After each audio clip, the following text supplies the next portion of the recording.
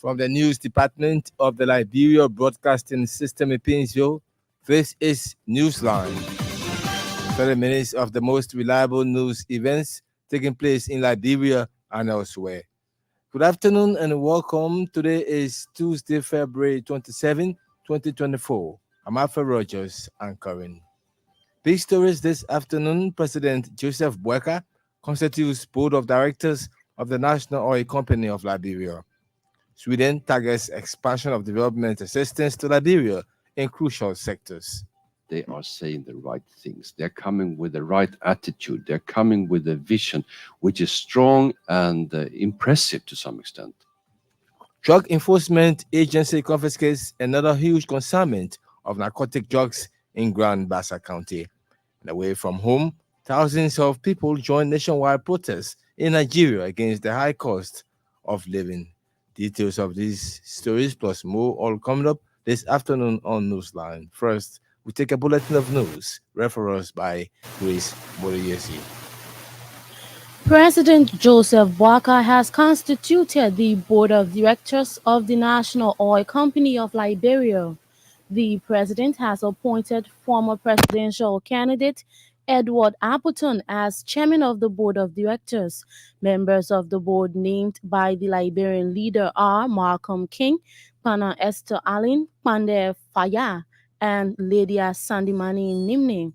Others are Finance Minister Boyman Kamara and Mines and Energy Minister Wilmot Pay as statutory members of the NOCA Board of Directors.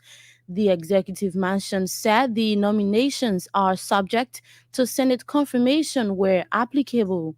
Meanwhile, President Joseph Boakai has further called on those nominated to continue to demonstrate diligence, integrity, and loyalty in service to country. Swedish ambassador to Liberia, Orban Sostrom, has expressed explicit confidence in the government, stressing that it is beginning with the right governance attitude to succeed. Ambassador Sostrom said, as a development partner, Sweden is committed to working along with government to achieve its arrest agenda. In an interview on the Super Morning Show Tuesday, the Swedish ambassador said he has met with President Joseph Boakai and other government officials to align their development priorities. And now it's a very exciting time when we meet with the new ministers and we exchange views and they present their visions and it's really rewarding and that is very much true that we are here to align with Liberian priorities. Ambassador Orban Sostrom said that development partners are keen to see government's interest towards the fight against corruption and enhancing the rule of law. He named governance, TVET, forestry, agriculture, and energy as areas to benefit new development aid from Sweden. The new Unity Party-led administration has received yet another pledge of support from the United States government. The latest affirmation of support was contained in a congratulatory message from U.S. Vice President Kamala Harris to President Joseph Boakai. Via telephone, the U.S. Vice President, on behalf of President Joe Biden, conveyed to President Boakai the strong commitment of the U.S. government to deepen its bilateral cooperation with Liberia.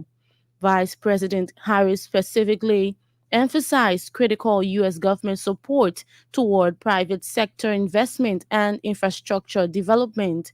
Recently, U.S. Ambassador to the United Nations Linda Thomas-Greenfield led a White House delegation to President Boakai's inauguration and held preliminary discussion with the Liberian leader. An executive mansion statement said the call by the U.S. Vice President was a follow-up in response to ongoing engagement with the U.S. government via the embassy near Monrovia. Liberia Drug Enforcement Agency has confiscated huge quantity of narcotic drugs in Grand Bassa County.